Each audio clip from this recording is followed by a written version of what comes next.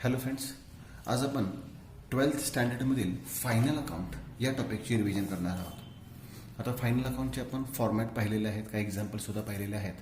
टेक्स्टबुकमध्ये जे एक्झाम्पल्स दिलेले आहेत यातले जे इम्पॉर्टंट पॉईंट्स आहेत, जे रिव्हिजन करण्यासारखे पॉईंट्स आहेत, त्या आज आपण रिपीट करणार आहोत. फर्स्ट एक्झाम्पल आहे दया अँड क्षमा आर पार्टनर्स. याच्यामध्ये रेशो दिलेला आहे 1:1. याचं पोस्टिंग अगदी इन शॉर्टमध्ये सांगतो मी. त्याच्यानंतर म्हणजे इम्पॉर्टंट आयटम्स फक्त नवीन येतील किंवा जे ॲडजस्टमेंट येतील त्याचं एक्सप्लेनेशन मी या लेक्चरमध्ये देणार आहे. स्टॉक ओपनिंग स्टॉक आहे. ट्रेडिंग अकाउंटच्या डेबिट साईडला दाखवतो आपण. बिल्स रिसिवेबल ॲसेट साईडला दाखवतो. वेजेस अँड सॅलरीज सुरुवात वेजेस नाही, त्यामुळे ट्रेडिंग अकाउंटला येईल. Sundry debtors balance sheet asset side. Bad debts दिलेले आहेत प्रॉफिट अँड लॉस अकाउंटच्या डेबिटला आणि क्रेडिट साईडला आरडीडी दिला असल्यामुळे बॅड डेटचा संपूर्ण फॉर्मॅट लिहावा लागेल. Bad debts plus new bad debts plus new RDD minus old RDD. Purchases trading अकाउंटच्या डेबिटला, मोटर कार ॲसेट साईडला, मशिनरी ॲसेट साईडला, audit fees profit and loss account debit side. Returns sales return, जे debit साईडचे return असतात ते नेहमी सेल्समधून वजा करतो आपण. सेल्स रिटर्न सेल्समधून लेस करायचे. डिस्काउंट प्रॉफिट अँड लॉस अकाउंटच्या डेबिट साईडला, बिल्डिंग बॅलन्स शीटच्या ॲसेट साईडला, cash at bank balance sheet asset side, 10% investment balance sheet asset side, advertisement profit and loss account debit side आणि रॉयल्टीज हा trading अकाउंटच्या debit साईडला येतो. यानंतर क्रेडिट साईडचे item general user balance sheet liability side, capital account credit side, creditors liability side. RDD हा old RDD आहे, लक्षात घ्या. डेबिटचे जे आयटम असतात, हा एक नियम कायमस्वरूपी लक्षात ठेवायचा तुम्ही. डेबिटचे आयटम एक तर डेबिट साईडला जातात किंवा ॲसेट साईडला जातात आणि अपोजिट साईडला गेल्यानंतर ते लेस होतात. तसेच क्रेडिटचे जे आयटम असतात ते एकतर क्रेडिट साईडला जातात किंवा लायबिलिटी साईडला जातात किंवा अपोजिट साईडला गेल्यानंतर ते लेस होतात. उदाहरणार्थ, हा डेबिटचा आयटम होता सेल्स रिटर्न, तो क्रेडिटला जाऊन लेस झाला, म्हणजे अपोजिट साईडला जाऊन लेस झालेला आहे. त्याच्यानंतर आरडीडी हा क्रेडिट साईडला आहे, तर तो प्रॉफिट अँड लॉस अकाउंटच्या डेबिटला जाऊन लेस होणार आहे. त्याला आपण ओल आरडीडी म्हणतो. ट्रायल बॅलन्समधील आरडीडी असतो त्याला आपण ओल आरडीडी म्हणतो. 1800 तो लेस होईल, बरोबर, प्रॉफिट अँड लॉस अकाउंटच्या डेबिटला. सेल्स ट्रेडिंग अकाउंटच्या क्रेडिट साईडला. आउटस्टँडिंग वेजेस, आता ह्याच्यामध्ये बऱ्याच मुलांची चूक होते, तर लक्षात घ्या. अजून एक नोट आहे, outstanding, prepaid, pre received, unpaid, त्यानंतर रिसिवेबल, रिसिव्ड नाही आहे, रिसिवेबल शब्द वापरला आहे मी. पेएबल, पेड नाही आहे, पेएबल शब्द वापरलेला आहे. ड्यू, असा एखादा आयटम तुम्हाला ट्रायल बॅलन्समध्ये दिला असेल, असा आयटम तुम्हाला ट्रायल बॅलन्समध्ये दिला असेल तर तो फक्त बॅलन्स शीटला दाखवायचा असतो, लक्षात घ्या. तर याच्यामध्ये आउटस्टँडिंग शब्द आहे, मग आउटस्टँडिंग आहे आपल्या लिस्टमध्ये आहे, तो बॅलन्स शीटला दाखवायचा. आणि बॅलन्स शीटला क्रेडिट साईडचा आयटम आहे, मग क्रेडिट साईडचा आयटम कुठे दाखवतो आपण? लायबिलिटी साईडला. त्यामुळे आउटस्टँडिंग वेजेस फक्त बॅलन्स शीटच्या लायबिलिटी साईडला येतील. हे वेजेसमध्ये ॲड वगैरे होणार नाहीत, ही ॲडजस्टमेंट नाही आहे. ट्रायल बॅलन्स आपण एकच इफेक्ट करतो. परचेस रिटर्न क्रेडिट साईडचा आयटम आहे, पण तो डेबिटमधून परचेसमधून काय करणार आपण? लेस करणार. आणि डिस्काउंट प्रॉफिट अँड लॉस अकाउंटच्या क्रेडिट साईडला जाईल, क्रेडिट साईडचा आयटम आहे. ठीक आहे, या पद्धतीने आपण ट्रायल बॅलन्सचं पोस्टिंग करू शकतो. या उदाहरणामध्ये 2 हिडन ॲडजस्टमेंट आहेत, एक ॲडव्हर्टाइजमेंट आणि एक डिस्काउंटची, इन्व्हेस्टमेंटची. मग ॲडव्हर्टाइजमेंटची ॲडजस्टमेंट का आहे, तर पेड फॉर 9 मंथ्स आहे आणि इन्व्हेस्टमेंटच्या पर्सेंटेज दिलेत म्हणून एक ॲडजस्टमेंट आहे. क्लोजिंग स्टॉकचे 2 इफेक्ट आपल्याला माहितीच आहेत, ट्रेडिंग अकाउंटच्या क्रेडिट साईडला आणि बॅलन्स शीटच्या ॲसेट साईडला. डेप्रिसिएशनचे पण 2 इफेक्ट आपल्याला माहिती आहेत, लेस फ्रॉम ॲसेट, ॲसेटमधून लेस करतो आणि प्रॉफिट अँड लॉस अकाउंटच्या डेबिट साईडला दाखवतो. बिल्स रिसिवेबल इन्क्लुडेड, आता हे पण लक्षात घ्या, जेव्हा जेव्हा इन्क्लुडेड शब्द येतो तेव्हा तेव्हा तो आयटम आपल्याला लेस करायचा आहे. म्हणजे ह्या ॲडजस्टमेंटचे इफेक्ट कशा लक्षात ठेवायचे असतात, तर बिल्स रिसिवेबल इन्क्लुडेड डिसऑनर, म्हणजे जी हुंडी मिळाली होती. आता नॉर्मली तो पॉईंट मी एक्सप्लेन करून सांगतो, जर लक्षात नाही आलं तर टेक्निकल लक्षात ठेवा. हुंडी मिळाल्यानंतर आपण एंट्री करतो bills receivable account debit to debtors account. Hundi मिळाली तर आपण एंट्री काय करतो? Bills receivable to debtors account. आणि ती हुंडी जर डिसऑनर झाली तर रिव्हर्स एंट्री करतो debtors account debit to bills receivable account. मग डेटर्स ॲसेट आहे आणि ॲसेटचा बॅलन्स इन्क्रीज करायचा आहे, कारण की त्याला डेबिट झालेला आहे. आणि बिल्स रिसिवेबल ही सुद्धा ॲसेट आहे, पण त्याला क्रेडिट झाल्यामुळे त्याचा बॅलन्स काय करायचा आहे? कमी करायचा आहे. म्हणजे ही ॲडजस्टमेंट जी आहे बिल्स रिसिवेबल डिसऑनर, ह्याचा इफेक्ट करतो आपण less from bills receivable. Bills receivable म्हणून लेस करा आणि ॲड इन डेटर्स, डेटर्समध्ये ॲड करा. वैशिष्ट्याचं असं आहे की हे दोन्ही आयटम बॅलन्स शीटच्या ॲसेट साईडला असतात, मग ॲसेट साईडमधूनच लेस करायचं आहे आणि ॲसेट साईडमध्येच ॲड करायचं आहे. त्यामुळे बिल्स रिसिवेबल डिसऑनर असेल तर बिल्स रिसिवेबल म्हणून लेस करा आणि डेटर्समध्ये काय करायचे? ॲड करायचे. Goods worth ₹1,000 taken by Daya for personal use. आता माल दयाने स्वतःसाठी घेतलेला आहे, मग माल व्यवसायातून जाणार. पहिला इफेक्ट ट्रेडिंग अकाउंटच्या क्रेडिट साईडला, किंवा हा आयटम तुम्ही परचेसमधून सुद्धा बऱ्याच वेळा लेस केला तरी चालतो. तुम्हाला पुस्तकामध्ये दोन्ही प्रकारे मिळेल, पण आपण एकच टेक्निक लक्षात ठेवूयात. पहिला इफेक्ट ट्रेडिंग अकाउंटच्या क्रेडिट साईडला by goods taken over by Daya for personal use, कंसामध्ये याला आपण ड्रॉइंग्स म्हणू शकतो. आपल्याला माहिती आहे जेव्हा पर्सनली शब्द येतो तेव्हा ड्रॉइंग्स अकाउंट म्हणतो आपण, आणि ड्रॉइंग्स कॅपिटलमधून लेस करतात किंवा कॅपिटल अकाउंटच्या डेबिट साईडला दाखवतात. मग तुम्ही कॅपिटल अकाउंट केला असेल तर कॅपिटल अकाउंटच्या डेबिट साईडला दाखवा, कॅपिटल अकाउंट केला नसेल तर कॅपिटलमधून काय करा, लेस करा. पण कोणाचं कॅपिटल, फक्त दयाचं कॅपिटल आहे त्यातून लेस करायचं आहे. म्हणजे गुड्स टेकन बाय प्रोप्रायटर किंवा goods taken by partner for personal use असेल तर पहिला इफेक्ट ट्रेडिंग अकाउंटच्या क्रेडिट साईडला, दुसरा इफेक्ट कॅपिटल अकाउंटच्या डेबिट साईडला. Write off 1,800 as bad debts. Bad debts असू देत, आरडीडी असू देत किंवा reserve for discount on debtors असू देत, डेटर्समधून लेस करतो आणि प्रॉफिट अँड लॉस अकाउंटच्या डेबिट साईडला दाखवतो आपण. मग 1,000चे बॅड डेटचे लेस करा आणि प्रॉफिट अँड लॉस अकाउंटच्या डेबिटला न्यू बॅड डेट्स म्हणून दाखवा. आणि त्यानंतर आरडीडी 5% लेस करा आणि तोही सुद्धा प्रॉफिट अँड लॉस अकाउंटच्या डेबिट साईडला दाखवा. नेक्स्ट ॲडजस्टमेंट आहे goods worth ₹6,000 were sold but no entry was made in the books of account. म्हणजे माल आपण विक्री केलेला आहे पण त्याची नोंद झालेली नाही आहे, त्याला आपण अनरेकॉर्डेड म्हणतो. याला आपण काय म्हणतो, अनरेकॉर्डेड. आणि अनरेकॉर्डेडचं एक वैशिष्ट्य आहे, कोणतंही अनरेकॉर्डेड असू देत नेहमी ॲडच करायचे आहेत. म्हणजे दोन्ही इफेक्ट त्याचे ॲडच होतात, लक्षात घ्या.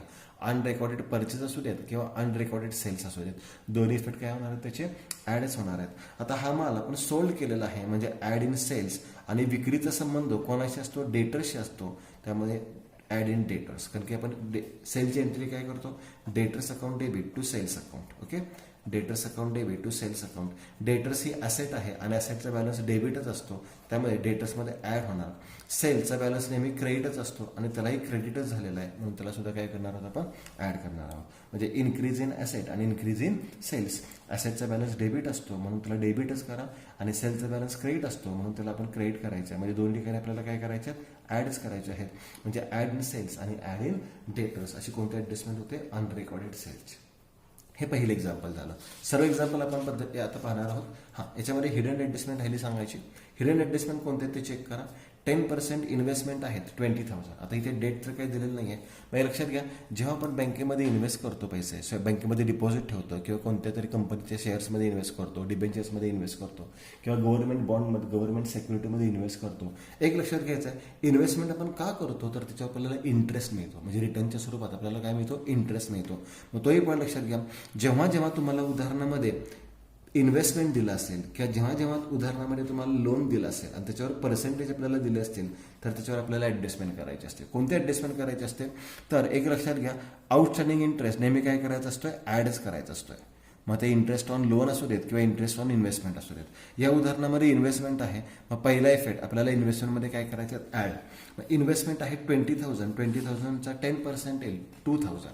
मग इन्व्हेस्टमेंट बॅलन्स शीटच्या ॲसेट साईडला आहे, त्या इन्व्हेस्टमेंटमध्ये आपण ॲड करू शकतो. इन्व्हेस्टमेंटमध्ये ॲड आउटस्टँडिंग इंटरेस्ट म्हणतो आपण. 20,000चा 10% 2,000, बेरीज झाली आउटरला ₹22,000. आणि दुसरा इफेक्ट, आता पहिला इफेक्ट केला तुम्ही ॲड इन इन्व्हेस्टमेंट, दुसरा इफेक्ट काय करायचा, तर नेहमी लक्षात ठेवायचं, जेव्हा जेव्हा आपण गुंतवणूक करतो आणि या गुंतवणुकीवरील व्याज आपलं उत्पन्न असतं, मग उत्पन्न आपण कुठे दाखवतो, प्रॉफिट अँड लॉस अकाउंटच्या क्रेडिट साईडला. मग प्रॉफिट अँड लॉस अकाउंटच्या क्रेडिट साईडला by outstanding interest on investment किंवा इंटरेस्ट ॲक्युरेटचा अर्थच आउटस्टँडिंग असतो, by outstanding interest on investment 2,000. म्हणजे याचे दोन इफेक्ट काय केले आपण, इन्व्हेस्टमेंटमध्ये ॲड केला आणि प्रॉफिट अँड लॉस अकाउंटच्या क्रेडिट साईडला दाखवलेलं आहे. हे पहिलं एक्झाम्पल. आता त्याच्यामध्ये अजून एक ॲडजस्टमेंट आहे ॲडव्हर्टाइजमेंट. त्याच्यामध्ये काय सांगितलेलं आहे, पेड फॉर 9 months. आता जाहिरात खर्च 9 महिन्याचं दिलेलं आहे. आता सर्व ॲडजस्टमेंट मी तुम्हाला एक रफ पेजवर करून दाखवतो. ॲडव्हर्टाइजमेंट काय सांगितलेलं आहे, 9 months सांगितलेलं आहे. मी तर लिहितो ॲडव्हर्टाइजमेंट 9 months. आता ही ॲडजस्टमेंट कशी करायची असते ते समजून घ्या. 9 monthsचं ॲडव्हर्टाइजमेंट किती रुपये पेड केलेलं आहे, 4,500. 9 महिन्याचा जाहिरात खर्च दिला 4,500. आता आपण मंथली कॅल्क्युलेशन करूयात. मंथली कसा कॅल्क्युलेट करणार आपण, तर 4,500 डिवायडेड बाय 9 केले तर आपल्याला पर मंथ मिळेल. म्हणजे आपल्याला पर मंथ किती मिळालेला आहे, 500 पर मंथ. म्हणजे 9 महिन्याचा ॲडव्हर्टाइजमेंटचा खर्च 4,500 दिला, म्हणजे प्रत्येक महिन्याला आपण ₹500 खर्च दिलेला आहे. आपले अकाउंट जे असतात ते अकाउंट कसे असतात, 1 yearचे असतात. फायनल अकाउंट बघतो आपण at the end of year करतो, म्हणजे 31 मार्चला करतो. 31 मार्चला आपण अकाउंट क्लोज करतोय. आपले जे अकाउंटिंग आहे ते 1 yearचं असतं. 1 yearचं म्हणजेच किती मंथचं असतं, 12 monthsचं असतं. आता त्याच्यामध्ये ॲडव्हर्टाइजमेंटचा खर्च दिलेला आहे तो 9 महिन्याचा दिलेला आहे, म्हणजे कमी दिलेला आहे. अजून आपल्याला किती महिन्याचा द्यावा लागेल? 3 मंथचा द्यावा लागेल. म्हणजे अजूनही त्याच्यामध्ये 3 मंथ्स आपल्याला काय करावं लागतील? प्लस करावे लागतील. मग 3 मंथ्स प्लस करायचे आहेत. मग आता अमाऊंट कशी कॅल्क्युलेट करायची? तर मी सांगितलं 500 पर मंथ आहे. मग 3 मंथचे कसे येणार आहेत? 500 इंटू 3 म्हणजे रक्कम किती येणार आहे? 1500, 1500. मग ही रक्कम घेतली आपण 1500 म्हणजे टोटल किती आलेले आहेत? 6000. म्हणजे ॲडजस्टमेंट आपण काय तयारी केलेलं आहे ते लक्षात घ्या. ॲडजस्टमेंट आपण केलेलं आहे प्लस किती म्हणजे 3 मंथचे किती रुपये प्लस केलेले आहेत? 1500. म्हणजे पहिला इफेक्ट होणार आहे ॲड इन एक्सपेन्सेस. आता कोणते ॲडजस्टमेंट आहे ज्याचा पहिला इफेक्ट ॲड इन एक्सपेन्स असतो? तर आउटस्टँडिंग म्हणजे खर्चाची रक्कम देणे आहे. मग आउटस्टँडिंग पहिला इफेक्ट ॲड इन एक्सपेन्सेस आणि दुसरा इफेक्ट कुठे येणार आहे? Balance sheet liability side. किती रुपयाचा इफेक्ट होणार आहे? 1500 रुपयाचा. ॲड इन एक्सपेन्सेस ॲडव्हर्टाइजमेंटमध्ये आउटस्टँडिंग ॲड करा 1500 आणि सेकंड इफेक्ट येणार आहे बॅलन्स शीटच्या लायबिलिटी साईडला आउटस्टँडिंग ॲडव्हर्टाइजमेंट एक्सपेन्सेस 1500. हे झाले फर्स्ट एक्झाम्पल. सेकंड एक्झाम्पल काय आहे? तर सेकंड एक्झाम्पलमध्ये कोणतीच ॲडजस्टमेंट टफ नाही आहे. फक्त याच्यामध्ये कोणकोणते आयटम दिलेत बघा. ह्याच्यामध्ये बिल्डिंग, फर्निचर, डेटर्स, ॲसेट आहेत. ओपनिंग स्टॉक ट्रेडिंग अकाउंटला येणार. बॅड डेट्स प्रॉफिट अँड लॉसला. प्रिंटिंग या स्टेशनरी प्रॉफिट अँड लॉसला. वेजेस ट्रेडिंग अकाउंटला. सॅलरीज प्रॉफिट अँड लॉसला. कॅरेज इनवर्ड ट्रेडिंग अकाउंटला. सेल्स रिटर्न सेल्समधून लेस करतो. ड्रॉइंग्स कॅपिटल अकाउंटच्या डेबिट साईडला दाखवतो. डिस्काउंट प्रॉफिट अँड लॉस अकाउंटच्या डेबिटला. ॲडव्हान्स गिवन आहे, ॲडव्हान्स दिलेला आहे. हा आयटम डेबिटचा आहे. मग डेबिटचा आयटम डेबिटला किंवा ॲसेटला जातो. त्यामुळे हा आयटम ॲसेट साईडला जाणार. Advance given to Shahrukh asset साईडला जाईल. Cash in hand cash at bank ॲसेटला. Interest commission profit and loss अकाउंटला. रॉयल्टीज ट्रेडिंग अकाउंटला. परचेसेस ट्रेडिंग अकाउंटला. कॅपिटल अकाउंटच्या क्रेडिट साईडला. बिल्स पेएबल लायबिलिटीला. बँक कोड ऑफ लायबिलिटी साईडला. परचेस रिटर्न परचेसमधून वजा करायचे. क्रेडिटर्स लायबिलिटी साईडला. बँक लोन लायबिलिटी साईडला. इंटरेस्ट रिसिव्ड आहे म्हणजे प्रॉफिट अँड लॉस अकाउंटच्या क्रेडिट साईडला. आरडीडी प्रॉफिट अँड लॉस अकाउंटच्या डेबिटला फॉर्मॅट लिहून सर्वात शेवटी मायनस म्हणून दाखवतो. सेल्स ट्रेडिंग अकाउंटच्या क्रेडिट साईडला. क्लोजिंग स्टॉकचे ॲडजस्टमेंट आउटस्टँडिंग एक्सपेन्सचे ॲडजस्टमेंट आपल्याला माहिती आहे. ह्याच्यामध्ये salary paid in advance. Paid in advance म्हणजेच प्रीपेड. याचा अर्थ समजून घ्या. पेड इन ॲडव्हान्स म्हणजे काय? प्रीपेड काय करतो आपण? लेस फ्रॉम एक्सपेन्सेस आणि बॅलन्स शीट ॲसेट साईड. म्हणजे याचे इफेक्ट लेस फ्रॉम एक्सपेन्सेस आणि बॅलन्स शीटच्या ॲसेट साईडला करायचे. त्यानंतर आरडीडी बॅड डेट्स आणि आरडीडीचे ॲडजस्टमेंट आपल्याला करायचे आहे. तर बॅड डेट्स आणि आरडीडी आपल्याला माहिती आहे डेटर्समधून लेस करतो. प्रॉफिट अँड लॉस अकाउंटच्या डेबिटला. डेप्रिसिएशनचे ॲडजस्टमेंट आपल्याला माहितीच आहे. बाकी याच्यामध्ये हिडन ॲडजस्टमेंट कोणती तुम्हाला दिलेली नाही सेकंड एक्झाम्पलमध्ये. थर्ड एक्झाम्पलमध्ये ॲडव्हर्टाइजमेंट 2 इयरचे सांगितले 4000 रुपये. आता इथे ॲडव्हर्टाइजमेंट 9 मंथचे होते. इथे ॲडव्हर्टाइजमेंट 2 इयरचे सांगितलेले आहेत. मग 2 इयरचे किती रुपये सांगितलेले आहेत? तर 4000 रुपीज सांगितलेले आहेत. इथे मंथली दिले होते म्हणून आपण पर मंथ कॅल्क्युलेट केले. इथे इयरली दिले आहेत आपण पर इयर कॅल्क्युलेट करूया. 4000 डिवायडेड बाय 2 इयर्स म्हणजे इयरली किती येणार आहेत? 2000 पर इयर. 2000 per year. एका वर्षाचे किती आले? 2000 रुपये. पुन्हा रिपीट करतो मी. आपण अकाउंटिंग करताना किती वर्षचं करतोय? 1 इयरचं करतोय. 1 इयरचं म्हणजेच 12 मंथचं करतोय. आता 1 इयरचं अकाउंटिंग करत असताना इथे एक्सपेन्सेस 2 इयरचे पेड केलेले आहेत.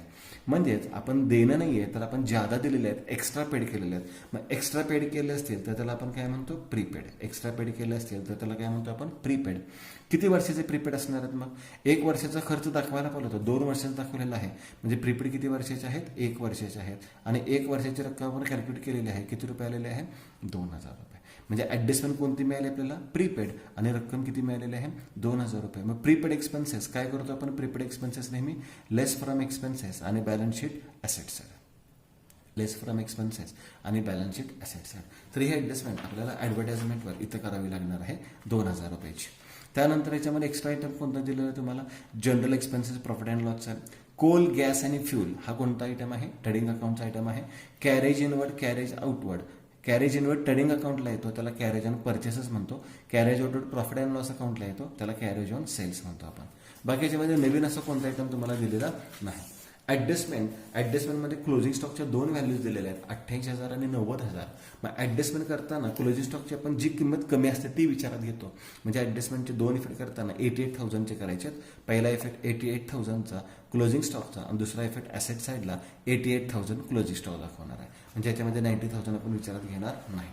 त्यानंतर आहे Rucha and Julie withdrawn from business rupees 2000 and rupees 3000 and rupees 2000 respectively for their personal use. आता इथे गुड्स हा शब्द त्यांनी वापरलेला नाहीये, तो गुड्स हा शब्द मिसिंग आहे. रुचा आणि जुलीने बिझनेसमधून 3000 रुपये आणि 2000 रुपयाचा माल स्वतःसाठी घेतलेला आहे. पहिला इफेक्ट ट्रेडिंग अकाउंटच्या क्रेडिट साईडला by goods taken by partners आणि कंसामध्ये त्याला ड्रॉइंग्स म्हणतो आणि हे ड्रॉइंग्स कॅपिटल अकाउंटच्या डेबिट साईडला दाखवतो. यानंतर आहे डेप्रिसिएशन, हे ॲडजस्टमेंट माहिती आहे आपल्याला. क्रेडिटची ॲडजस्टमेंट माहिती आहे. आउटस्टँडिंग वेजेस ही सुद्धा ॲडजस्टमेंट माहिती आहे. Goods purchase on credit but no entry was found. मग अशी मी तुम्हाला अनरेकॉर्डेड सेलचे 2 इफेक्ट सांगितले. अनरेकॉर्डेड सेलचे 2 इफेक्ट काय करतो आपण, ॲड इन डेटर्स आणि ॲड इन सेल्स. बरोबर, ॲड इन डेटर्स आणि ॲड इन सेल्स हे अनरेकॉर्डेड सेलचे इफेक्ट करतो आपण. मग अनरेकॉर्डेड परचेसचे इफेक्ट ॲडच होणार आहेत. मी सांगितलं प्रत्येक अनरेकॉर्डेड ॲडच करतो. मग परचेसेसमध्ये ॲड करणार आपण ॲड इन परचेसेस आणि परचेसेसचा संबंध कोणाशी असतो, क्रेडिटरशी असतो. म्हणजे दुसरा इफेक्ट काय होणार आहे, ॲड इन क्रेडिटर्स. याच्यामध्ये unrecorded sales, add in debtors, add in sales आणि unrecorded purchases, add in purchases आणि ॲड इन क्रेडिटर्स या पद्धतीने ते ॲडजस्टमेंट होणार आहे. बाकी याच्यामध्ये एक्स्ट्रा एडिशनल कोणते ॲडजस्टमेंट नाही. तुम्हाला हिडन ॲडजस्टमेंट ॲडव्हर्टाइजमेंट मी सांगितलेलं आहे. यानंतर पुढचे एक्झाम्पल आहे पियुष आणि अरुणचं एक्झाम्पल आहे. याच्यामध्ये ॲडव्हर्टाइजमेंट 3 इयर्सचे पेड केलेले आहेत. बघा, पहिल्या एक्झाम्पलमध्ये 9 मंथचे होते, दुसऱ्या एक्झाम्पलमध्ये 2 इयर्सचे होते, तिसऱ्या एक्झाम्पलमध्ये ॲडव्हर्टाइजमेंट 3 इयरचे पेड केलेले आहेत. मग 3 इयरचे किती रुपये पेड केलेले आहेत, तर 30,000 रुपीज पेड केलेले आहेत. मी सांगितलंय की मंथचे दिले तर पर मंथ कॅल्क्युलेट करा, इयरचे दिले असेल तर पर इयर कॅल्क्युलेट करा. इथे आपण इयरचं कॅल्क्युलेशन करूया. 30,000 डिवायडेड बाय 3 इयर्स म्हणजे इयरली ॲडव्हर्टाइजमेंट एक्सपेन्सेस किती आहेत, 10,000 पर इयर. पर इयर 10,000 आहेत. आता मला सांगा, जाहिरात खर्च 3 वर्षाचा दिलेला आहे. आपण अकाउंटिंग किती वर्षाचं करतो, 1 वर्षाचं करतो. म्हणजे याच्यामध्ये खर्च ज्यादा दिलेला आहे. किती ज्यादा खर्च दिलेला आहे आपण, तर 2 इयरचा खर्च दिलेला आहे. म्हणजे ॲडजस्टमेंट मिळाले आपल्याला प्रीपेड. आता 2 वर्षाची रक्कम कशी कॅल्क्युलेट करायची, तर 1 वर्षाचे 10,000 तर 2 वर्षाचे किती येणार आहेत, 20,000 रुपये. म्हणजे प्रीपेड ॲडव्हर्टाइजमेंट 20,000 रुपयाची ॲडजस्टमेंट झाली. पहिला इफेक्ट काय करतो आपण, लेस फ्रॉम एक्सपेन्सेस आणि दुसरा इफेक्ट कुठे दाखवतो, बॅलन्स शीटच्या ॲसेट साईडला. या पद्धतीने आपण प्रीपेड ॲडव्हर्टाइजमेंटचं कॅल्क्युलेशन करू शकतो. याच्यामध्ये आणखी एक्स्ट्रा आयटम कोणतं दिलेलं आहे, तर interest received on fixed deposit. बऱ्याच विद्यार्थ्यांचं कन्फ्युजन होतं, कारण की फिक्स्ड डिपॉझिट जर डेबिट साईडला दिलेलं असेल, याच्यामध्ये दिलेलं आहे की चेक करूयात आपण. फिक्स्ड डिपॉझिट कुठेही दिलेलं नाही, दिलेलं आहे. हा फिक्स्ड डिपॉझिट आपण ॲसेट साईडला दाखवतो. म्हणजे बँकेमध्ये आपण एफडीच्या स्वरूपात 15,000 रुपये ठेवलेले आहेत, पण त्याच्यावरचं इंटरेस्ट हे आपलं उत्पन्न आहे आणि इंटरेस्ट कुठे दाखवतो आपण, प्रॉफिट अँड लॉस अकाउंटच्या क्रेडिट साईडला दाखवतो. म्हणजे फिक्स्ड डिपॉझिट ॲसेट साईडला येतं, interest received on fixed deposit profit and loss अकाउंटच्या क्रेडिट साईडला दाखवतो. आता त्याच्यामध्ये ॲडजस्टमेंट्स कोणकोणते आहेत, आणखी एक point, leasehold property asset साईडला दाखवतो आपण. ह्याच्यामध्ये एक्स्ट्रा आयटम फ्रेट आहे, तो फ्रेट ट्रेडिंग अकाउंटला दाखवतो आपण. झालं, एवढेच आयटम महत्त्वाचे त्याच्यामध्ये. आता यामध्ये स्टॉकचे ॲडजस्टमेंट दिलेले 35-40, आपण 35,000ने 2 इफेक्ट करतो. Interest on fixed deposit still receivable. Receivable म्हणजेच आउटस्टँडिंग, लक्षात घ्या. रिसिवेबलचा अर्थ आहे आउटस्टँडिंग इन्कम. रिसिवेबल म्हणजे आउटस्टँडिंग इन्कम आणि पेएबल असेल तर आउटस्टँडिंग एक्सपेन्सेस. मग आउटस्टँडिंग इन्कमचे 2 इफेक्ट काय करतो आपण, तर ॲड इन इन्कम आणि profit and balance sheet asset side. Add in income आणि बॅलन्स शीट ॲसेट साईड.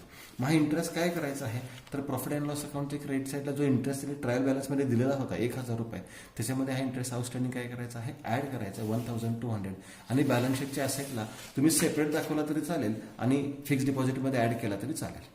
मग फिक्स डिपॉझिटमध्ये ॲड केला, ॲड इंटरेस्ट रिसिवेबल की आउटस्टँडिंग इंटरेस्ट 1,200. म्हणजे हे ॲडजस्टमेंट आपण स्वतःहून करू शकतो. त्याला आपण आउटस्टँडिंग इंटरेस्ट इन्व्हेस्टमेंट सुद्धा म्हणू शकतो. ॲड इन इन्कम आणि बॅलन्स शीटच्या ॲसेट साईडला. RDD डेप्रिसिएशन हे ॲडजस्टमेंट माहिती आहे. यानंतर goods of ₹8,000 destroyed by fire. 8,000 रुपयाचा माल आगीमध्ये खराब झाला आणि insurance company admitted a claim of ₹6,000 only. हे ॲडजस्टमेंट खूप महत्त्वाचे आहे. ते ॲडजस्टमेंट व्यवस्थित लक्षात घ्या. ह्याचे आपण 3 इफेक्ट करतो. 8,000 रुपये किमतीचा माल आगीमध्ये खराब झाला म्हणजे 8,000चा गुड्स डिस्ट्रॉयड झालेला आहे. आता माल व्यवसायातून जाणार, माल खराब झाला आगीमध्ये म्हणजे माल व्यवसायातून जाणार आणि मालाची नोंद कोणत्या अकाउंटला ठेवतो आपण, ट्रेडिंग अकाउंटला. आला डेबिट आणि गेला तर क्रेडिट. मग इथे माल आगीमध्ये खराब झाला म्हणजे व्यवसायातून माल गेलेला आहे. ट्रेडिंग अकाउंटच्या क्रेडिट साईडला किती रक्कम दाखवणार आहे आपण, 8,000 रुपये. किती रुपयाचा माल व्यवसायातून गेला, 8,000 रुपयाचा. मग ट्रेडिंग अकाउंटच्या क्रेडिट साईडला लिहितो आपण by goods destroyed by fire 8,000 रुपये. हा पहिला इफेक्ट झाला. यानंतर दुसरा इफेक्ट काय होणार आहे, तर विमा कंपनीने फक्त क्लेम सँक्शन केलेला आहे, मंजूर केला आहे 6,000 रुपयाचा. म्हणजे 6,000 रुपयाचा क्लेम सँक्शन केलेला आहे म्हणजे विमा कंपनी आपल्याला देणार आहे. म्हणजे विमा कंपनीने आपल्याला एने आहे. एने कुठे दाखवतो तर एने म्हणजे बॅलन्स शीट ॲसेट साईड, देणे म्हणजे लायबिलिटी साईड आणि एने म्हणजे कुठे जातो बॅलन्स शीटच्या ॲसेट साईडला. विमा कंपनीने क्लेम फक्त सँक्शन केलेला आहे, अजून त्याची रक्कम आपल्याला दिलेली नाही. म्हणजे विमा कंपनीने 6,000 रुपये एने आहेत म्हणजे बॅलन्स शीटच्या ॲसेट साईडला. मग ॲसेट साईडला लिहायचं आहे insurance claim 6,000 rupees. Insurance claim 6,000. पहिला इफेक्ट ट्रेडिंग अकाउंटच्या क्रेडिटला, दुसरा इफेक्ट बॅलन्स शीटच्या असेटला. आता दोन्हीची जर कंपॅरिझन केली तर 8,000 रुपयाचा माल आगीमध्ये खराब झाला, 6,000 रुपये फक्त मंजुरी मिळणार आहे. म्हणजे आपला लॉस झालेला आहे. किती रुपये लॉस झालेला आहे? 2,000 रुपये. मग 2,000 रुपये लॉस झाला. लॉस नेहमी कुठे दाखवतो आपण? प्रॉफिट अँड लॉस अकाउंटच्या डेबिट साईडला. मग प्रॉफिट अँड लॉस अकाउंटच्या डेबिटला काय लिहिणार आपण? To loss by fire. आणि किती रुपये लॉस झालेला आहे? 2,000 रुपीज. म्हणजे ॲडजस्टमेंटचे 3 इफेक्ट. ट्रेडिंग अकाउंटच्या क्रेडिट साईडला 8,000 रुपये by goods stayed by fire, balance शीटच्या ॲसेटला 6,000 रुपये इन्शुरन्स क्लेम आणि प्रॉफिट अँड लॉस अकाउंटच्या डेबिटला to loss by fire 2,000 rupees. या पद्धतीने या ॲडजस्टमेंटचे किती इफेक्ट करतोय आपण? 3 इफेक्ट करणार आहोत. ही एक ॲडजस्टमेंट महत्त्वाची आहे.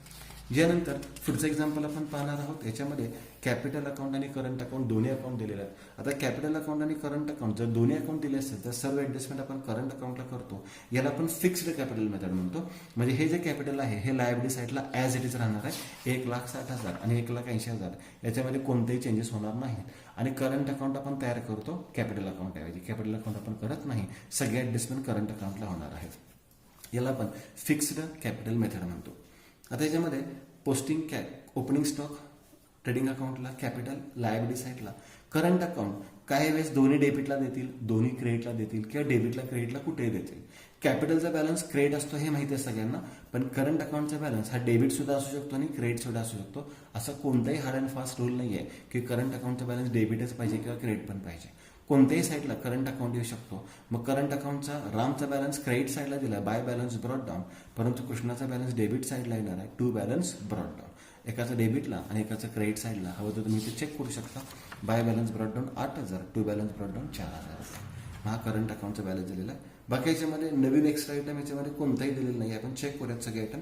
Loans and advances given. आता याच्यामध्ये तुम्हाला जर अर्थ नाही कळला किंवा लोन्स अँड ॲडव्हान्स शब्द दिला तर बरेच जण डोळे कोण लोन्स म्हटले की लायबिलिटी साईडला लिहितात. ही चूक अजिबात करू नका. लोन्स डेबिट साईडचा आयटम आहे. डेबिट साईडचा आयटम कुठे यायला पाहिजे? बॅलन्स शीटच्या ॲसेट साईडला जायला पाहिजे. म्हणजे ह्या ॲसेट साईडला आहे. 12% गव्हर्नमेंट बॉन्ड हे एक ॲडजस्टमेंट या उदाहरणामध्ये महत्त्वाचे आहे. कारण की तारीख तर दिलेलीच आहे आणि टक्केवारी सुद्धा दिलेली आहे. 12% गव्हर्नमेंट बॉन्ड तारीख पण दिलेली आणि टक्केवारी सुद्धा दिलेली आहे. ह्याला हिडन ॲडजस्टमेंट म्हणतो आपण. हे ॲडजस्टमेंट या उदाहरणातली महत्त्वाची आहे. अजून कोणते ॲडजस्टमेंट महत्त्वाचे आहे? Stock on hand closing stock आपल्याला माहिती आहे. Ram is allowed a salary of ₹6,000 and Krishna is allowed commission at 3% on net sales. हे एक ॲडजस्टमेंट महत्त्वाचे आहे. इंटरेस्ट ऑन कॅपिटल आहे. डेप्रिसिएशन सांगितलेलं आहे. ₹3,000 from our customer is not recoverable आणि प्रीपेड इन्शुरन्स. त्यापैकी आधी मी 12% गव्हर्नमेंट बॉन्डचे ॲडजस्टमेंट तुम्हाला करून दाखवतो. 12% गव्हर्नमेंट बॉन्ड आपल्या बॅलन्स शीटच्या ॲसेट साईडला असतात. मग बॅलन्स शीटच्या ॲसेट साईडला लिहिले आपण गव्हर्नमेंट बॉन्ड. किती गव्हर्नमेंट बॉन्ड आहेत? 15,000 रुपीज. मी मग अशी सांगितलं होतं की इंटरेस्ट नेहमी काय करतो आपण? ॲडच करतो. मग तो लोनचा असू देत किंवा इन्व्हेस्टमेंटचा असू देत. म्हणजे गव्हर्नमेंट बॉन्डमध्ये काय करणार आपण? Add outstanding interest. आता आपण कॅल्क्युलेशन कसं करणार आहोत तर 15,000चा 12% कॅल्क्युलेशन आहे. कारण की याच्यामध्ये तारीख दिलेली आहे 1/1/19. म्हणजे इथं तारीख दिलेली आहे परचेची 1/1/19. आपलं इयरिंग किती आहे? 31 मार्च 19. 1 जानेवारीपासून 31 मार्चपर्यंत फक्त किती महिने होतात? 3 महिने. म्हणजे कॅल्क्युलेशन 3 महिन्याचं येणार आहे. तारीख दिली नसते तर आपण इयरली कॅल्क्युलेशन केलं असतं, पण तारीख दिलेली आहे. मग 3 मंथ, 6 मंथ, 9 मंथ काय जे कॅल्क्युलेशन असेल ते आपल्याला करावं लागेल. 12 कॅन्सल होतील, 2 शून्यला 2 शून्य कॅन्सल होतील, 15×45 म्हणजे आपल्याला व्याज किती मिळणार आहे? 450. इफेक्ट काय सांगितला होता मी तुम्हाला? ॲड पहिल्यांदा ॲसेटमध्ये ॲड करा कंपल्सरी. लोन असेल तर लोनमध्ये ॲड करा, इन्व्हेस्टमेंट असेल तर इन्व्हेस्टमेंटमध्ये ॲड करा. मग हे 450 रुपये ॲसेट साईडला ॲड होतील, आउटरला येतील 15,450. आणि याचा दुसरा इफेक्ट इन्व्हेस्टमेंटवरील व्याज आहे. इंटरेस्ट ऑन इन्व्हेस्टमेंट आहे. मग इंटरेस्ट ऑन इन्व्हेस्टमेंट कुठे दाखवतो आपण? प्रॉफिट अँड लॉस अकाउंटच्या क्रेडिट साईडला, कारण की हे आपलं उत्पन्न आहे. म्हणजे दुसरा इफेक्ट प्रॉफिट अँड लॉस अकाउंटच्या क्रेडिटला by outstanding interest on government bond. किती रुपये आउटस्टँडिंग इंटरेस्ट आहे? 450 रुपये. मग या पद्धतीने हे ॲडजस्टमेंट करावे लागेल. यानंतर कोणते ॲडजस्टमेंट आहे? Ram is allowed salary of ₹6,000. रामला सॅलरी द्यायची आहे. आता सॅलरी कुठे दाखवतो आपण, तर ही पार्टनरची सॅलरी आहे. सॅलरी कोणाची सुद्धा असेल तर ते आपण नेहमी प्रॉफिट अँड लॉस अकाउंटलाच दाखवतो आणि सॅलरी हा खर्च आहे. प्रॉफिट अँड लॉस अकाउंटच्या डेबिटला टू सॅलरी टू पार्टनर किंवा सॅलरी टू राम किती रुपये सॅलरी आहे, 6,000 रुपीज. पहिला इफेक्ट प्रॉफिट अँड लॉस अकाउंटच्या डेबिट साईड. आणि दुसरा इफेक्ट आज आपण कॅपिटल अकाउंट ऐवजी करंट अकाउंट केलाय. करंट अकाउंटच्या क्रेडिटला लिहिणार बाय सॅलरी आणि रामच्या कॉलममध्ये किती लिहिणार आपण, 6,000 रुपीज. म्हणजे पहिला इफेक्ट प्रॉफिट अँड लॉस अकाउंटच्या डेबिटला, दुसरा इफेक्ट करंट म्हणजेच कॅपिटल किंवा करंट कोणता अकाउंट म्हणू शकता तुम्ही. यात कॅपिटल करंट अकाउंट दिले म्हणून करंट अकाउंटच्या क्रेडिटला बाय सॅलरी अकाउंट. सेम तशीच ॲडजस्टमेंट आहे commission at 3% on net sales. आता हे कमिशन कोणाला द्यायचं आहे, कृष्णाला द्यायचं आहे. कमिशन हा सुद्धा खर्चच आहे. प्रॉफिट अँड लॉस अकाउंटच्या डेबिटला टू कमिशन टू कृष्णा. पण याची रक्कम कशी कॅल्क्युलेट करायची आहे, तर नेट सेल्स शब्द वापरला. नेट सेलचा अर्थ काय, सेल्समधून रिटर्न वजा करून. या उदाहरणामध्ये सेल्स किती होते, तर 2,08,000 होते आणि रिटर्न्स याच्यामध्ये दिलेले आहेत का बघूयात आपण. सेल्समधून रिटर्न्स कुठे दिलेले आहेत का, तर रिटर्न्स मला ते कुठेही दिलेले नाही आहेत. आपण डायरेक्ट सेल्सवर रक्कम काढणार आहोत. तर 2,08,000चा आपण कॅल्क्युलेशन करून किती पर्सेंट काढणार आहोत, 3% काढणार आहोत. 3/100. 2 शून्य कॅन्सल होतील.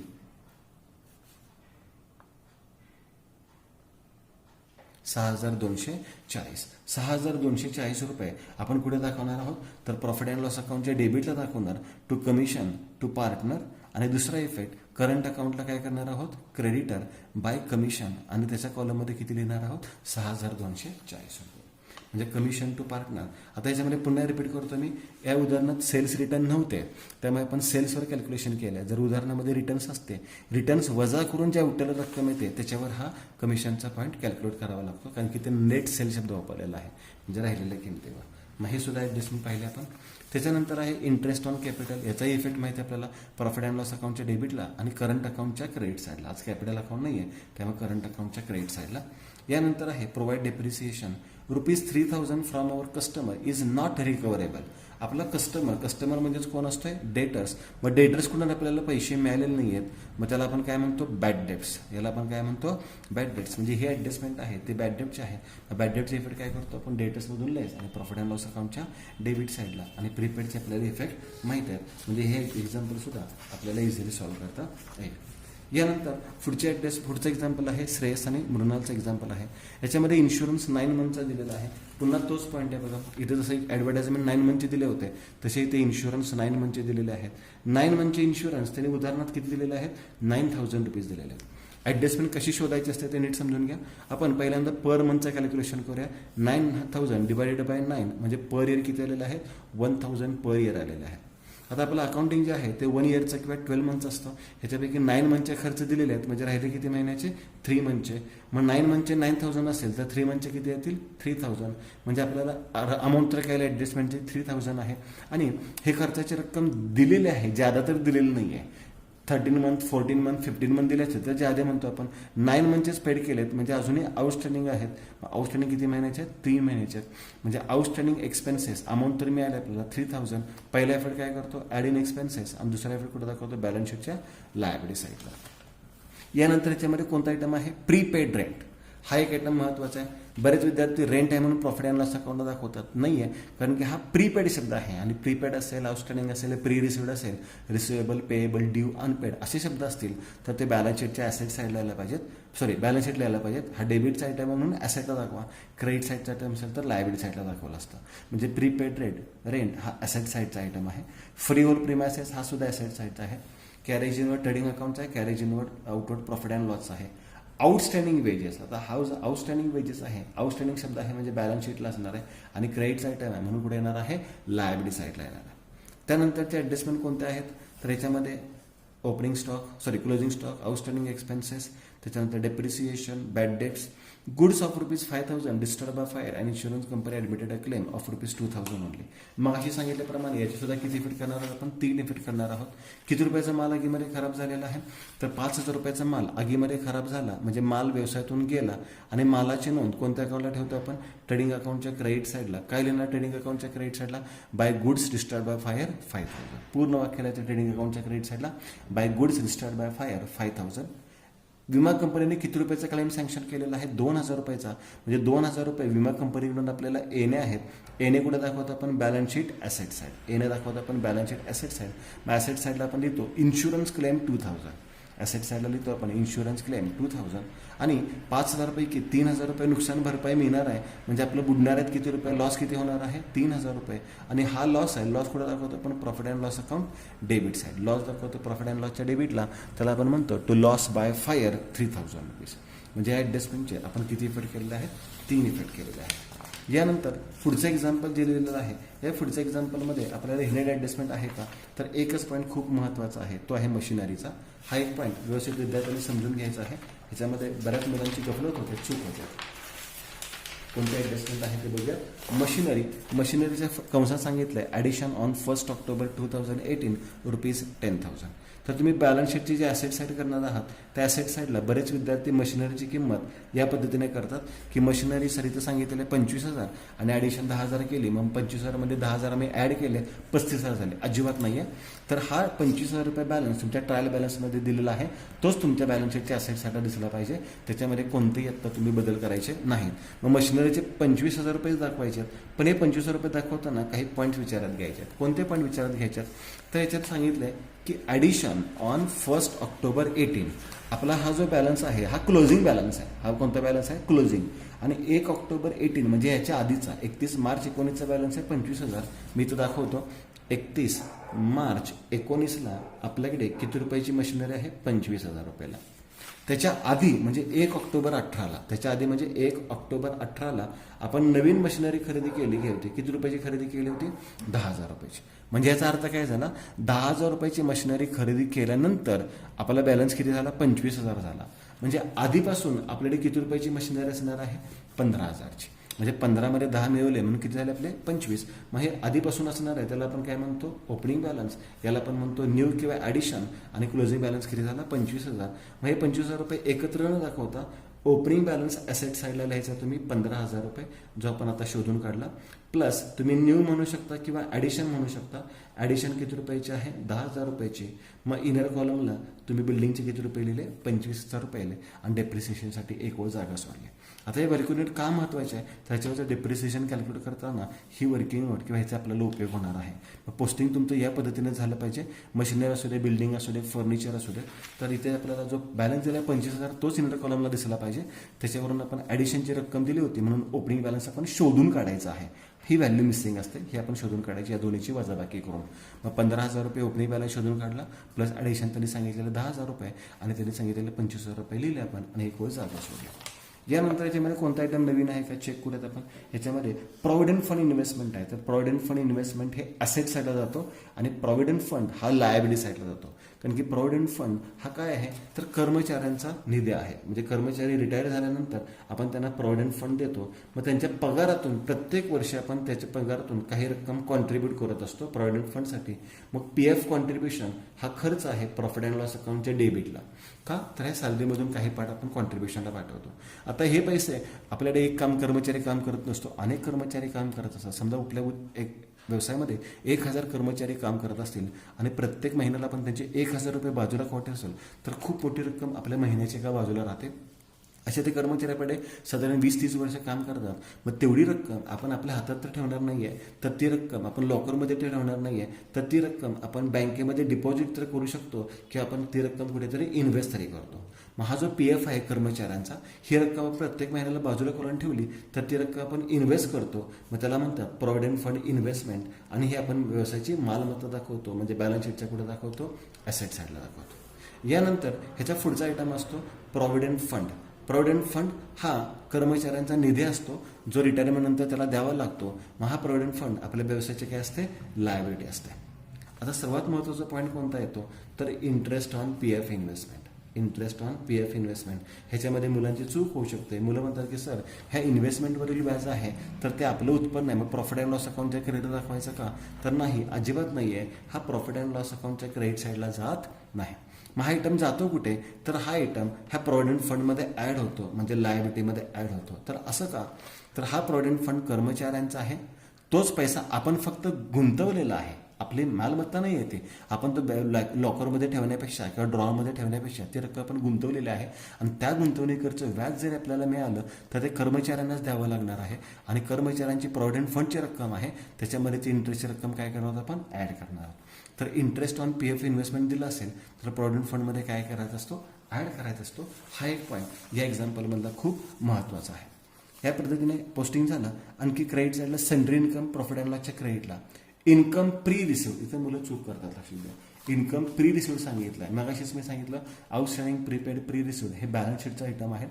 प्री रिसिव्ह आहे म्हणजे बॅलन्स शीटच्या क्रेडिट साईडचा आयटम आहे म्हणून लायबिलिटी साईडला. कमिशन प्री रिसिव्ह बॅलन्स शीटच्या लायबिलिटी साईडला जाणार आहे. याच्यामध्ये ॲडजस्टमेंट कोणते आहेत का तर अनरेकॉर्डेड सेल्स आहे, add in sales, add in debtors म्हणतो आपण. आउटस्टँडिंग एक्सपेन्सेस आहेत हे ॲडजस्टमेंट माहिती आहेत. अनरेकॉर्डेड परचेसेस पण आहे. आता ह्याच्यामध्ये एक मुलांचं कन्फ्युजन होतं सर इथे इन्क्लुडेड इन क्लोजिंग स्टॉक शब्द वापरला आहे. मग तुम्ही मगाशी म्हटला होता की इन्क्लुडेड असेल तर लेस करायचं. अजिबात नाही आहे. तर हा पॉईंट व्यवस्थित समजून घ्या. गुड्स वर्थ ₹8,000 वेअर परचेस, माल खरेदी केला and included in closing stock म्हणजे क्लोजिंग स्टॉक फक्त इन्क्लूड करून ठेवलेला आहे. ह्याचा आपल्याला दुसरा इफेक्ट काही करायचा नाही आहे. त्यामुळे हा जो पॉईंट आहे हा तुम्ही सोडून दिला तर चालेल, स्किप केला तर चालेल. But not recorded in the books of account. आता माल खरेदी केला क्लोजिंग स्टॉकमध्ये पण दाखवला आहे पण ते खरेदीची नोंद झालेली नाही आहे. मग खरेदीची नोंद करा. अनरेकॉर्डेड काय करतो नेहमी आपण ॲड करतो. मग ॲड इन परचेसेस आणि ॲड इन क्रेडिटर्स. मग ॲडजस्टमेंटचे दोन इफेक्ट ॲड इन परचेसेस आणि ॲड इन क्रेडिटर्स होतात. मग हे एक ॲडजस्टमेंटच्यामध्ये महत्त्वाचे आहे. ही मगाशी ॲडजस्टमेंट तुम्हाला सांगितलेलं आहे. इथं या पद्धतीने दाखवलेलं आहे. हां त्याच्यावरती डेप्रिसिएशन दाखवायचं राहिलं. हा एक पॉईंट खूप महत्त्वाचा होता. ह्याच्यामध्ये डेप्रिसिएशन बिल्डिंगवर 5% आणि मशिनरीवर किती टक्के आहे 10%. मग मशिनरीचं डेप्रिसिएशन 10% काढताना डिरेक्टली 25,000 काढून चालणार नाही आहे. तर त्यासाठी एक छोटीशी वर्किंग आउट करावी लागेल जे आपण 11वीमध्ये सिंगल एंट्रीमध्ये करत होतो. डेप्रिसिएशन ऑन मशिनरी कसं कॅल्क्युलेट करतो आपण तर सुरुवातीला घेतो आपण ओपनिंग बॅलन्स आणि त्याच्या खाली घेतो आपण ॲडिशन. बघा आपण जसं वर्किंग नोट केलेलं आहे ते दाखवलं एक्सप्लेनेशन तसंच घेतो मी. ओपनिंग बॅलन्स किती आहे 15,000 गुणिले 10% आणि ॲडिशन किती आहे 10,000 गुणिले 10%. इथलाच पॉईंट घेतो मी 15,000 आणि 10,000 25,000 एकूण डेप्रिसिएशन काढत नाही मी. ओपनिंग बॅलन्सवर सेपरेट काढतो, ॲडिशनवर सेपरेट काढतो. मग ओपनिंग बॅलन्स आहे त्याच्यावर डेप्रिसिएशन नेहमी कसं घेतात फुल इयरचं घेतात. लक्षात घ्या ओपनिंग बॅलन्सवर डेप्रिसिएशन नेहमी कसं घेतात फुल इयरचं घेतात. 15,000चं 10% किती रुपये येणार आहे 1,500. आता ॲडिशनवर डेप्रिसिएशन किती घ्यायचं आहे तर त्याची आपल्याला तारीख दिलेली असते. बघा इथे ॲडिशनची तारीख आपल्याला दिलेली आहे 1 ऑक्टोबर 18. तारीख किती आहे 1 ऑक्टोबर 18 आणि ते इयरने किती आहे 31 मार्च. मग ऑक्टोबरपासून मार्चमध्ये महिने काउंट करूया. ऑक्टोबर, नोव्हेंबर, डिसेंबर, जानेवारी, फेब्रुवारी आणि मार्च. किती महिन्याचं कॅल्क्युलेशन होईल 6 महिन्याचं. म्हणजे इथे कंसामध्ये काय लिहिणार आपण 6 मंथ. तर लक्षात घ्या इथे नेहमी लिहिताना तुम्ही 6 मंथ लिहा. 3 मंथ असेल तर 3 मंथ लिहा. 0 मंथ असेल तर 0 लिहा. 9 मंथ असेल तर 9 मंथ लिहा. 12 मंथ असेल तर 12 मंथ लिहा. फक्त फुल इयर शब्द लिहू नका म्हणजे तुमच्या ॲडजस्टमेंट व्यवस्थित लक्षात राहील. आता इथं 6 मंथचं कॅल्क्युलेशन झालं. मग 10,000चा 10% 1,000 आला. 6 मंथचा किती येणार आहे 500 म्हणजे एकूण डेप्रिसिएशन किती रुपये येणार आहे 2,000 रुपीज. मग इथे मशिनरीचं डेप्रिसिएशन 2,000 रुपीज आहे. बघा मशिनरीचं डेप्रिसिएशन 2,000 रुपये इथे या पद्धतीने दाखवलेलं आहे. मी तो सिंपल पॉईंट तुम्हाला इथे करून दाखवलेला आहे. हे ॲडजस्टमेंट कायमस्वरूपी आता लक्षात ठेवा. इथं जर 0 मंथ असतं तर 0 डेप्रिसिएशन आलं असतं. 3 मंथ असतं तर 250 आले असते. 6 मंथ आहे मग 500 आले. 9 मंथ असते 750 आले असते आणि 12 मंथ असते तर 1,000 आले असते. इथलं फक्त डेप्रिसिएशन बदलणार आहे. इथलं बदलणार नाही कारण की हे नेहमी कसं असतं फुल इयरचं डेप्रिसिएशन असतं. हा पॉईंट झाला. जर आपल्याला खाली पार्ट ॲसेट्स परचेस केले असेल असा पॉईंट सांगितला असेल तर यानंतरचं पुढचं एक्झाम्पल आपण पाहणार आहोत. या एक्झाम्पलमध्ये कोणतं पॉईंट आहे बघा रेंट 10 मंथचं आहे. आता हे कॅल्क्युलेशन तुमच्या परफेक्ट झालं असेल सर्वांचं. रेंट 10 मंथचं 10,000 सांगितलेलं आहे. मी पुन्हा एकदा ते कॅल्क्युलेशन करून दाखवतो. रेंट सांगितलेलं आहे 10 मंथचं आहे. 10 मंथचं रेंट सांगितलेलं आहे 10,000. मी सांगितलं आधी मंथली कॅल्क्युलेशन करून घेऊयात पर मंथसाठी. 10,000 डिवायडेड बाय 10 म्हणजे 1,000 पर मंथ. आता आपलं अकाउंटिंग 1 इयरचं असतं. 1 इयरचं म्हणजेच किती महिन्याचं कॅल्क्युलेशन असतं 12 मंथचं. इथं 10 मंथचं सांगितलं म्हणजे कमी पेड केलेलं आहे. मग आपण देऊयात अजून मग ॲड आउटस्टँडिंग अजून किती महिन्याचे देऊयात आपण 2 महिन्याचे. 2 महिन्याचे 10 महिन्याचे 10,000 रुपये तर 2 महिन्याचे किती आले 2,000 कारण की 1,000 पर मंथ आहे. मग 2 महिन्याचे 2,000 रुपये म्हणजे पहिला इफेक्ट ॲड इन एक्सपेन्सेस आणि दुसरा इफेक्ट कुठं दाखवतो बॅलन्स शीट लायबिलिटी साईड. म्हणजे रेंटमध्ये तुम्ही ॲड करा आणि बॅलन्स शीटच्या लायबिलिटी साईडला 2,000 रुपये घेऊ शकतो. यानंतर प्रिमायसेस ॲसेट साईडला दाखवतो. मोटर व्हेकल ॲसेट साईडला दाखवतो आपण. यानंतर कोणता आयटम आहे, प्रॉव्हिडंट फंड इन्व्हेस्टमेंट, हा इन्व्हेस्टमेंटचा आयटम आहे, ॲसेट साईडला दाखवतो आपण. पीएफ कॉन्ट्रीब्युशन, हा PF contribution profit and loss अकाउंटच्या डेबिटला दाखवतो आपण, मगाशी सांगितलं. प्रॉव्हिडंट फंड हा लायबिलिटी साईडला दाखवतो आणि इंटरेस्ट ऑन पीएफ इन्व्हेस्टमेंट हा प्रॉव्हिडंट फंडमध्ये ॲड करतो. हा आयटम मी मगाशी एक्सप्लेन केलेला आहे, कारण की प्रॉव्हिडंट फंड हा कर्मचाऱ्यांचा आहे. इन्व्हेस्टमेंट जरी आपण केली असली तरी कर्मचाऱ्यांच्या वतीने केलेली असते आणि त्याच्यावरचं व्याज त्या कर्मचाऱ्यांना मिळालं पाहिजे, म्हणजे प्रॉव्हिडंट फंडमध्ये ॲड करतो. त्यानंतर ड्रॉइंग्स दिलेलं आहे, बॅड डेट्स आर रेडी.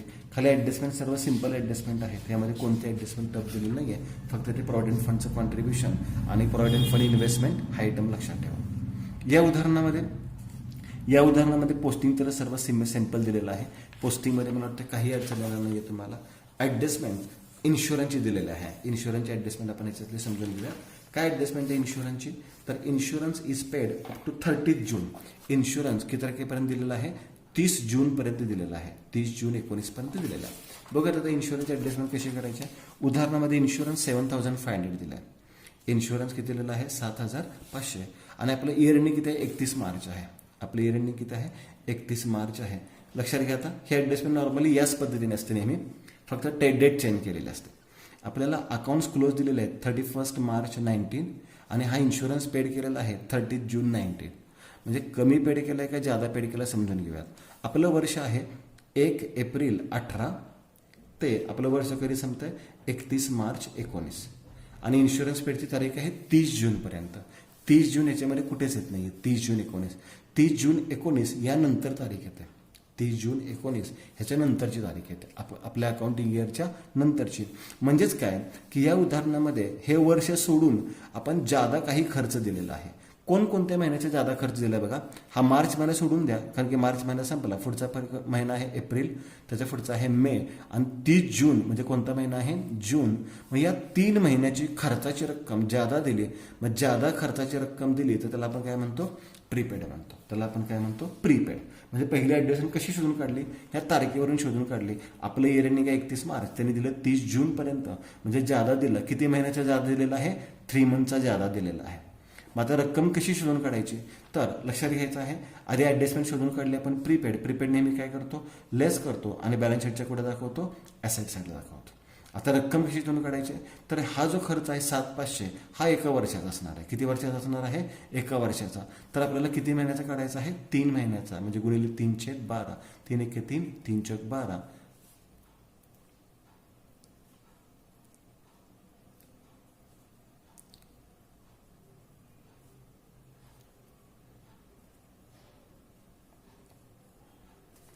$1,875 1875 म्हणजे प्रीपेड आपल्याला किती रक्कम मिळालेली आहे 1,875. लेस करा आणि बॅलन्स शीटच्या पुढे दाखवायचे ॲसेट साईडला दाखवायचे.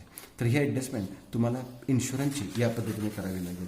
1,875 लेस करा आणि बॅलन्स शीटच्या ॲसेट साईडला 1,875 रुपये तुम्ही दाखवायचे आहेत. त्यानंतर आउटस्टँडिंग एक्सपेन्सेस माहिती आहेत आपल्याला. Book value of machinery is reduce to ₹13,000.